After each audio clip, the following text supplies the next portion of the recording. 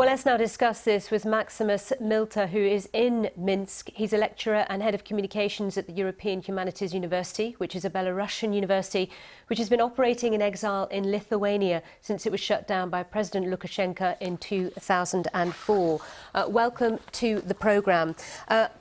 We were just hearing there in Jonah's report about the disappearance of Maryia Kalesnikava.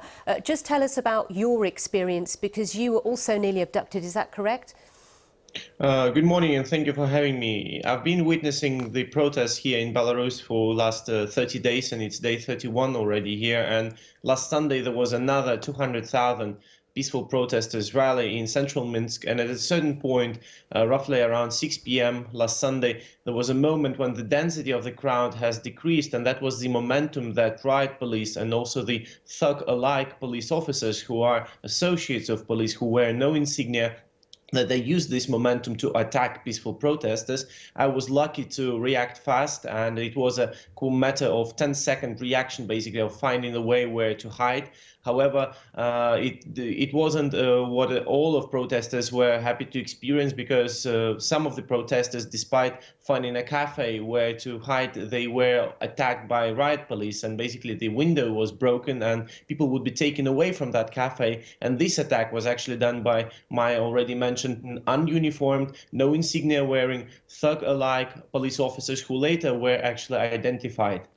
So you escaped arrest or abduction, as it were, but what's the situation for you like now, given what's been happening in the last few days and weeks? Last Sunday, there was an increase in detentions. There were more than 600 people detained, and this is a record high number starting from August 13th, which was the last of those bloodiest days of detentions here in Belarus. So starting from the very beginning of the so-called presidential elections, there were almost 9,000 people already detained, and it's clear that authorities continue to act desperate. It's clear that they are burning bridges. Maryia Kalesnikava is not the only member of the Coordination Council who is basically unable to act. Her location remains unknown almost 24 hours after she was kidnapped, essentially. There are only two remaining members of the Presidium of Coordination Council who are free and in Belarus, and these are Svetlana Alexievich, Nobel Prize winner, and Maksim Znak, the lawyer. All of the rest were either forced to go in exile in Lithuania or in Poland, or they are imprisoned. So basically, in this situation, the peaceful protesters, they act on their own, and they demonstrate again this horizontal mobilization. And the highlight of the prior week has been the student mobilization. Students continue protests starting from September 1st, despite being arrested on campuses. And at the same time, local neighborhoods here in Minsk and in other cities in Belarus, they also demonstrate on a daily basis unprecedented level of mobilization. Are demonstrators losing hope, though, as the days and the weeks go by, given the fact that President Lukashenko is showing no sign of stepping down or giving any ground to protesters?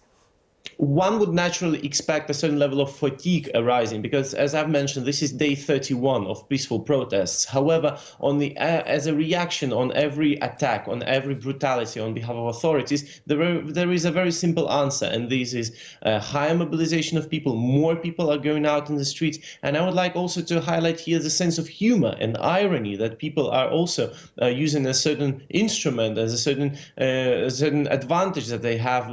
It's hard even to translate how funny, how ironical are the posters that people are bringing out together with them on these rallies on a daily basis. And obviously Sunday rallies have become somewhat a tradition when, as I've mentioned, over 200,000 people are gathering in Minsk alone. But also smaller rallies like Women's Rally on Saturday has become also another manifestation of somewhat a tradition, where you see again that Belarusians on a weekly and daily basis, they demonstrate this enormous level of solidarity and how courageous they are in also being able to protect their peers. Because whenever people are attacked by riot police or by these non-identified thug-alike police officers who are hiding behind masks, they're always protected by their counterparts. They are protected by their fellow people, and this is important, that Belarusians feel that they are not alone, that they're all united.